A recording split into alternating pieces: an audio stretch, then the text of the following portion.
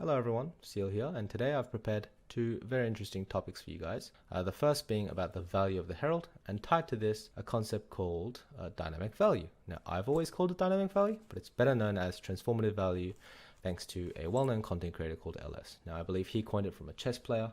This is a re-recording of the original topics that I covered in my lecture/live classroom.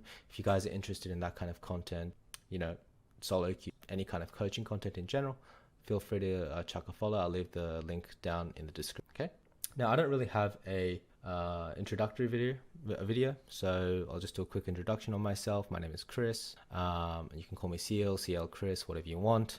I've coached in Oceania, in North America, and Europe full time in the last 3 years, and most recently I was a finalist in the spring playoffs in the LEC. Now, going straight into the topic, let's talk about the Rift Herald. What is its value? Okay, now the value should be determined by the opportunity cost of the herald. So what is the cost benefit, and that should determine its value. The first, obviously, mathematically speaking, is the tower plating. Each tower plating is about 160 gold, and when you put the herald down, it'll kill 2 plates instantly. So that value is around is 320 gold. Okay, and if you manage to take the first tower, it should be 150 gold on top of that. So if you manage to take 5 plates plus first tower, that's 1,200 gold. Okay. Now, the other thing that people forget about with towers is that you get defensive stats based on the number of people around it. The more people you have, the stronger the tower is, or the tankier the tower is. And also, the less plates it has, the tankier the tower is. Okay, so by killing the herald, mathematically speaking, you can accelerate the time it takes to kill this thing, right? Now, the cost is generally associated with tempo. Now, this is a widely used term in many coaching circles, and I think every coach has a different definition for it, right? But for me, I've always defined it as the ability to move first. Okay, and I've always taught it this way. And basically, tempo gives you a turn on the map to do whatever you want. Okay, so you can get tempo by having wave control. So if you pushed 2-3 waves in the tower and you move, then obviously the enemy have to take the minions. You can have tempo by recalling first. You can have tempo because the enemy took some time to kill an objective, right? aka a tower or a baron or a dragon. Okay, so the normal cost associated behind taking the herald is tempo, and the reason is it's obviously a valuable objective, so people are going to try to contest it, and in order to ensure that you have it, you need to create some sort of advantage. So either that is a compositional advantage, like you win 3v3 topside, or a man advantage, right?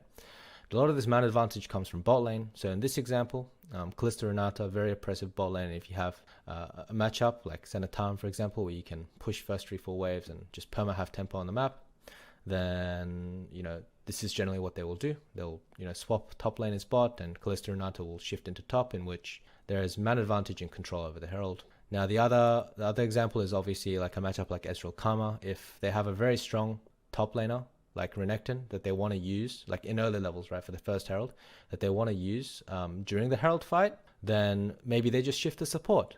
But once again, they need to use a turn of tempo. And to gain that tempo, in the case of Ezreal Karma, they have a lot of wave control.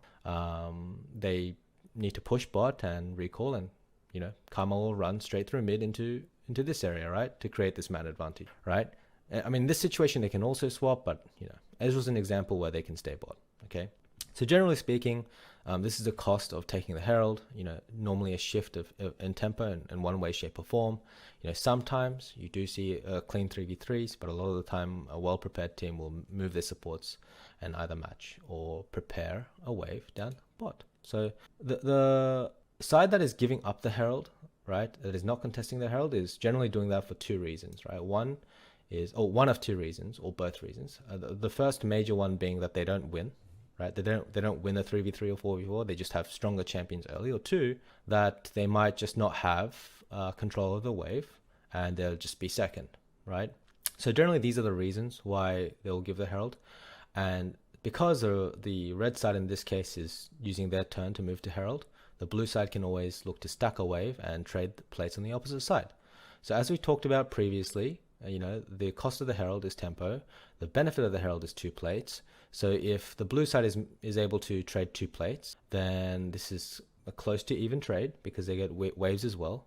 And if if in the case that, blue side is playing a scaling pick like Jinx, then that can't win early skirmishes anyway, then the person that uses gold more effectively is going to be on the blue side, right?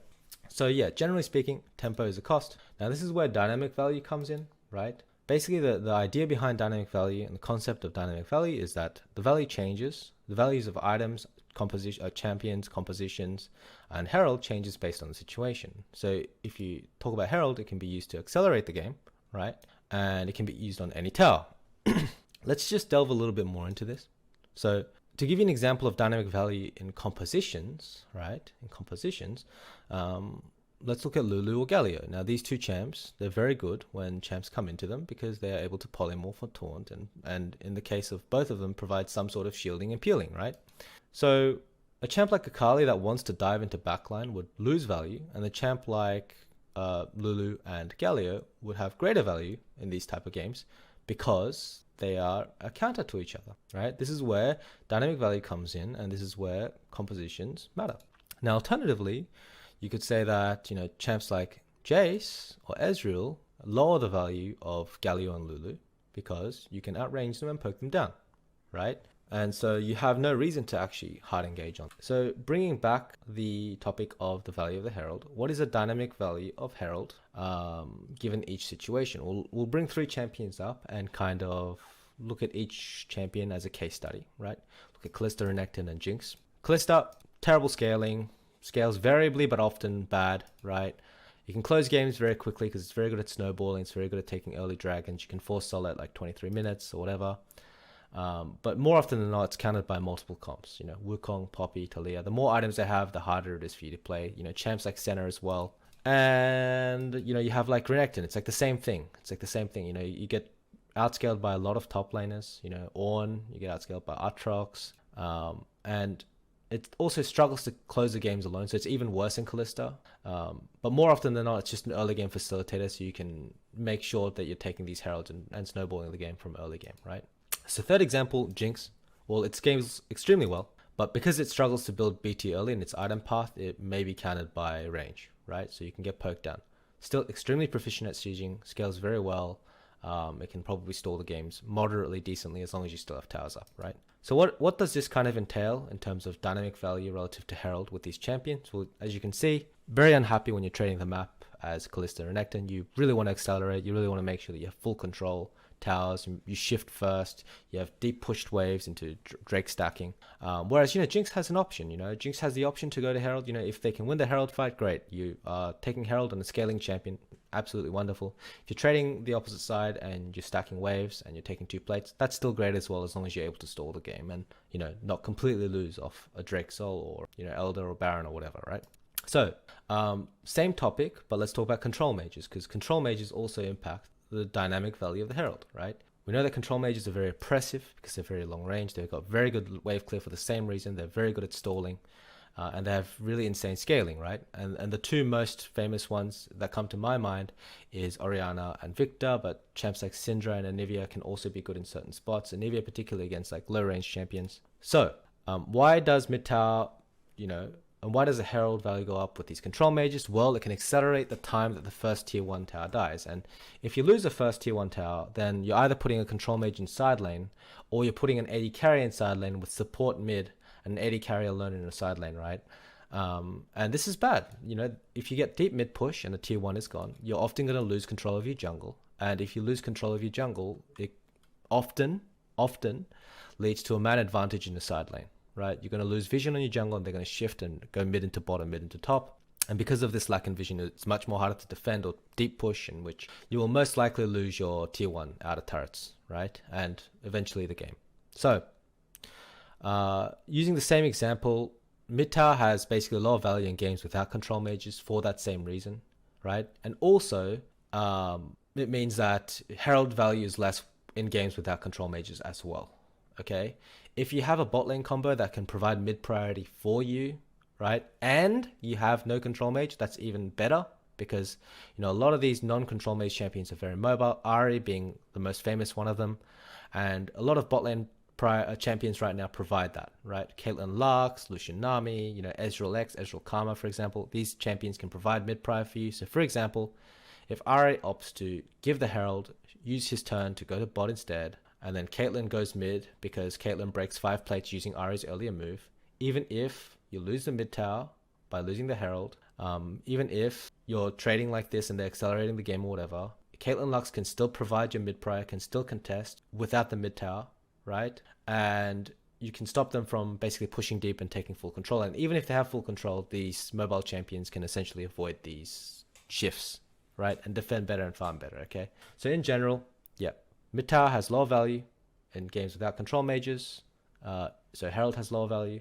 Herald has low value when you have scaling on your bot side, and herald has low value if your bot lane can provide, mid prior. A lot of this just comes down to scaling, right? Scaling basically just gives the opportunity to have more comeback mechanics or outs, and the dynamic value is more often a lot more narrower with scaling comps because you have more choices and you have the ability to just stall out games and win because time is your friend, right? You're happy to trade sides, therefore the value of herald goes down. And a really good example of dynamic value in a modern game, aside from rogue games, which I will not beep my videos for obvious reasons, is like the CLG vs TL game recently, right? The game 5 where CLG picks Akali Yone and TL picks Jinx Lulu. Well, if I'm Jinx Lulu, they can take the herald. I'm really okay as long as we're trading the opposite side. Aside from the obvious, other aspects of dynamic value, like compositional dynamic value, in which CLG picked 2 hard engaged champions into Zillion and Lulu, which, as we talked about before, lowers their value altogether, right?